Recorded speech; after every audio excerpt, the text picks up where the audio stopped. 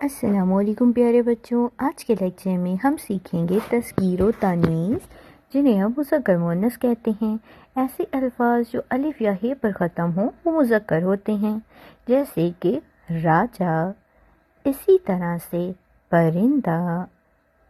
اب اس کے آخر میں ہی ہے تو اس کے بعد چہرہ، یہ تمام حروف مذکر ہیں۔ اس کے بعد ہے کارخانہ۔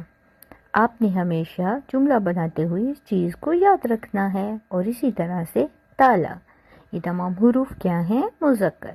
اب مؤنث الفاظ کون سے ہوتے ہیں وہ اب ہم دیکھیں گے۔ دعا، ہوا، تنخواہ، فضا۔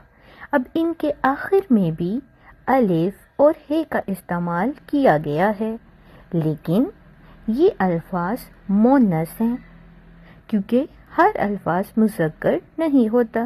اگر میں جملہ بناؤں ہوا، ہوا اڑ رہی ہے، تو یہ جملہ درست ہے۔ اب کچھ ایسے حروف جن کے آخر میں دان یا ستان آتا ہے، جیسے قبرستان، گلستان، روشن دان۔ اس کے بعد ہے روشن دان، اور پھر ہے ہمارا ایک لفظ پان دان۔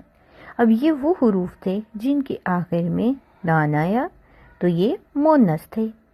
بے جان چیزوں کے آخر میں اگر تے آتا ہے وہ بھی مؤنث ہوتی ہیں، جیسے کہ قدرت۔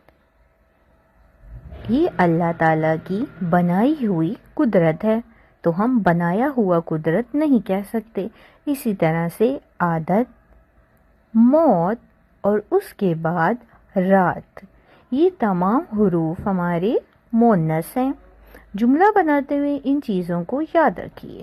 اب وہ حروف جن کے آخر پر یہ آتا ہے وہ بھی مؤنث ہوتے ہیں، جیسے کہ چھتری،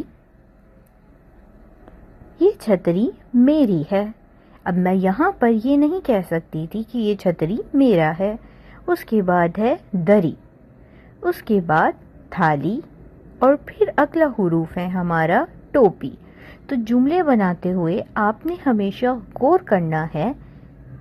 اب یہاں پر موتی، ہاتھی، پانی، گھی، یہ تمام حروف مذکر ہیں۔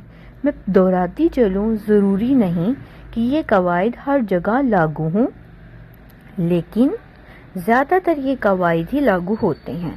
بس جملہ بناتے ہوئے آپ نے ہمیشہ غور کرنا ہے